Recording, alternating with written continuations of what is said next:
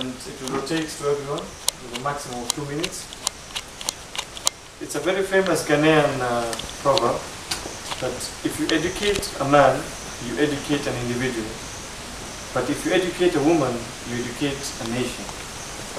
Miss Sylvia, what do you think about this? You know, that is so funny because I was just like going through something on the web and that's literally what I was going to start with. And you just got it off my mouth. What I get off it is pretty, I think it's pretty straightforward. You've educated a lot more than just one person. And I do think that's true. I don't know how else to explain it. You educate a woman, it has a bigger impact than educating just one person. And I believe we're also multi-talented. We can multitask a bit more than you guys. So I feel maybe we might have a bigger impact as well when you educate a woman. That's just my personal point of view. I don't know what it was.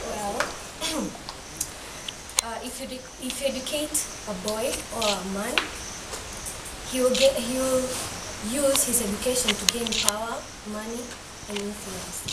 But if you educate a woman or a girl, she'll become a mother. At the same time, she'll become a caregiver and educator to their children. Hence, educating a woman is educating a society. I would like to describe it in a broader perspective.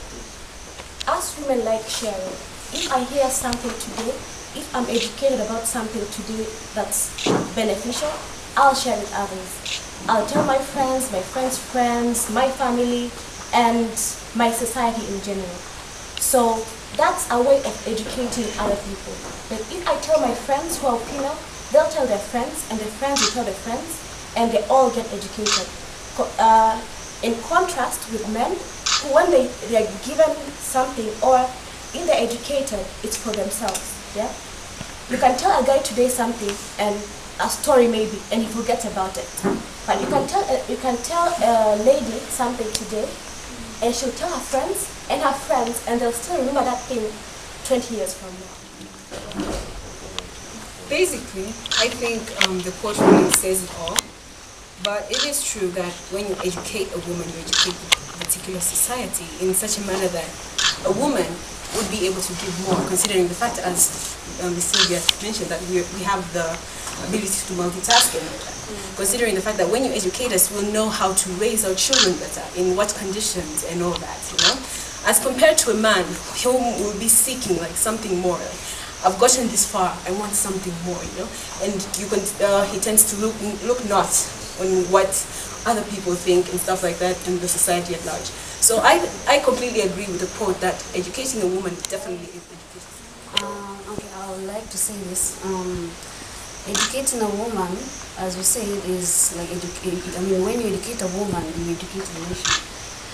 A woman is a mirror and spends much of her time with the children, for instance. So, and as women, we always give back to the society. So, like for instance, our mothers, the way we are brought up, see? Our mothers are the one, we are how we are today because of our mothers.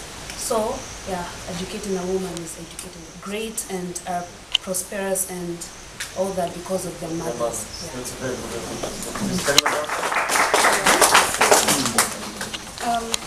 As a psychology major, I read this somewhere.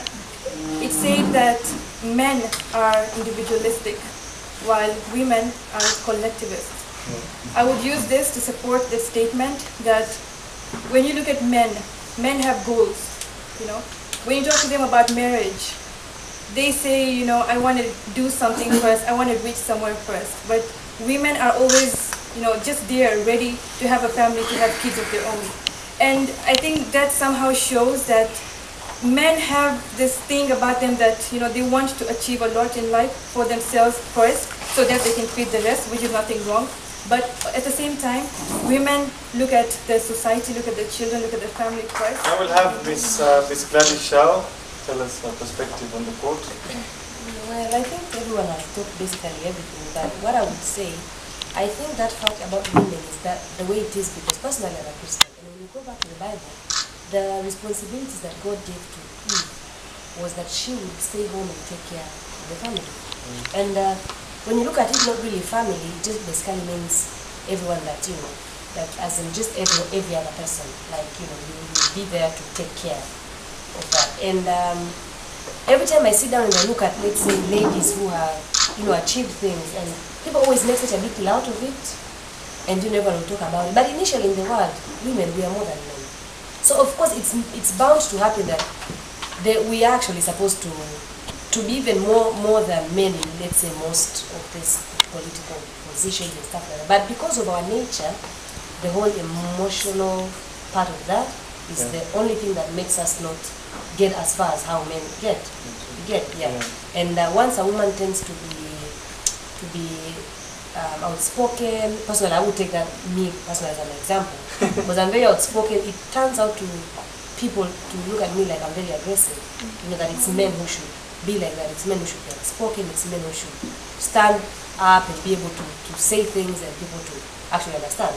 Even remember, for example, like when we were watching the presidential debates in Kenya, and the woman lady Martha, every time she would talk, but then some people would say, no, I will not vote for her because she's a bit aggressive, you know, because men already have this stereotype that a woman should be a certain way.